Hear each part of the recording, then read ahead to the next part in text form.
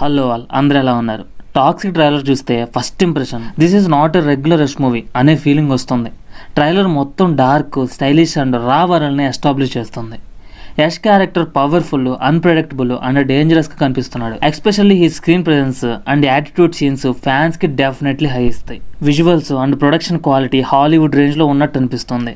Dark colour palette, action choreography, background score అన్నీ కలిసి ఒక unique gangster action vibe create చేస్తున్నాయి.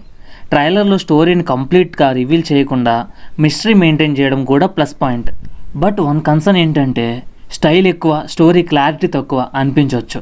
ట్రైలర్ బేస్డ్గా మూవీ యాక్చువల్ స్టోరీ ఎలా ఉంటుందో ప్రెడిక్ట్ చేయడం డిఫికల్ట్.